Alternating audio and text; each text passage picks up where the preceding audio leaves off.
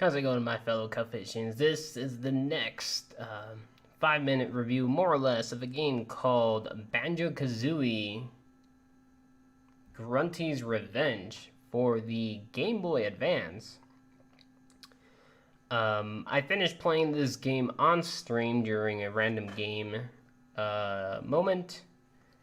Believe it or not, this is actually a sequel to Banjo-Kazooie, the first one, before Banjo-Tooie. So basically the story is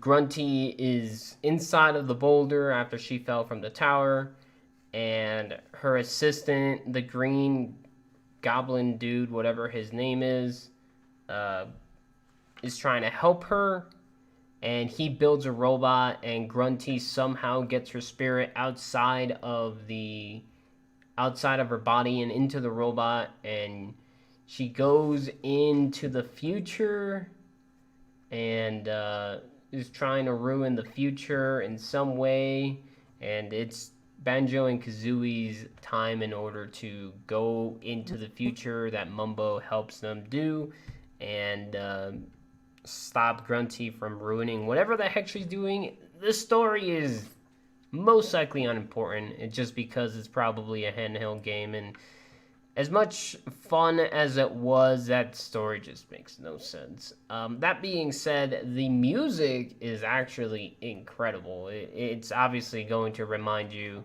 the overworld is the music from the original. From the original game. It has a great amount of different abilities that you can get from the game by collecting jiggies and notes. There is a fly flying around. So basically, in order to get more power-ups, you need to pick up more notes, and that's how you get the abilities. There's a large amount of different abilities, considering the fact that this is a handheld game. Not only that, but I didn't even know about this game growing up. Not really sure why, but I mean, the overworld is amazing. It actually has a interactive overworld where even the overworld acts like a level itself, where you can pick up everything that you can in the levels. So 100 notes, 5 Jinjos, 10 Jiggies, and you talk to the mole in order to get more power-ups and stuff like that. The only thing I didn't like about the levels was it also has the ability of transforming Banjo and Kazooie into different things, and it's 5 different transformations.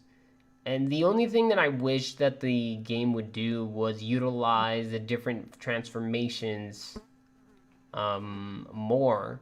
So basically, the game deals with transforming into different things, and you can actually take those different transformations and also use them in other levels. So instead of the transformation only being used in the one world that you get it in, you can actually use it in all the 5 worlds that exist in the game.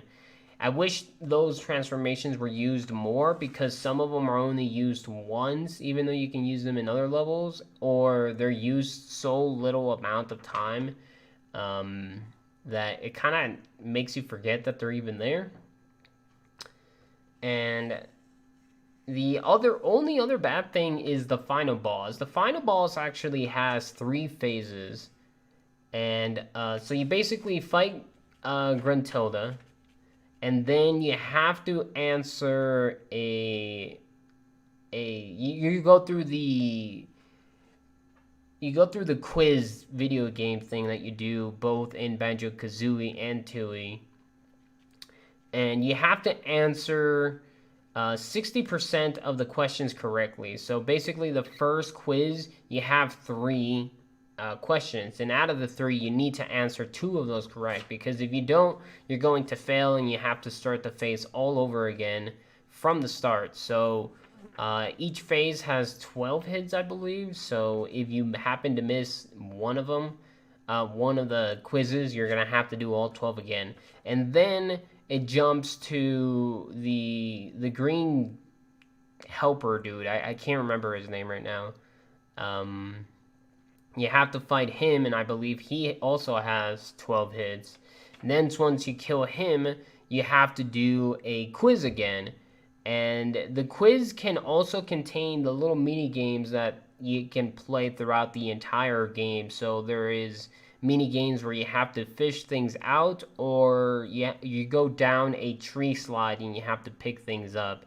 And you can get the chance of having to do those again, but this time the second quiz, I believe you have 10 questions and you have to answer at least 6 of them right. Otherwise, you're going to start the quiz all over again, slash the phase over again until you get there again. Hope you guys are in my Discord channel, because I forgot to remove that.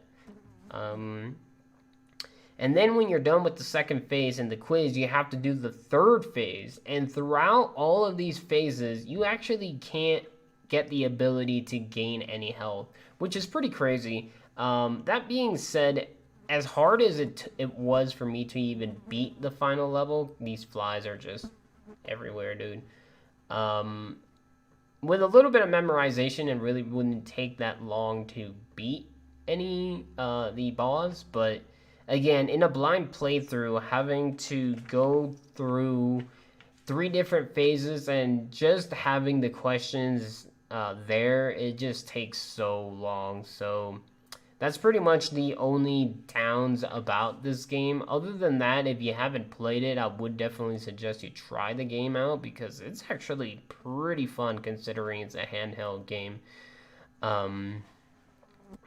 That's the one thing that I forgot to do, and that was to tell you the information. So this is Banjo-Kazooie Grunty's Revenge, released September 12, 2003,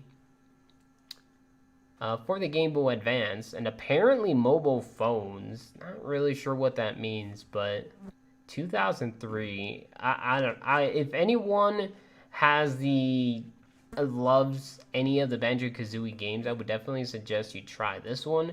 It's not that long. I was able to finish the game in a little bit over 5 hours. So with that, don't have much more to say. Hopefully this review more or less helps you out. I would definitely recommend it. Amazing music, great number of abilities that you can use, and just if you're ready to play either Banjo-Kazooie in the new Smash, maybe going back into their old games will get you even more hyped. So with that, I'm going to head out, and hope to see you in the next one. Peace out.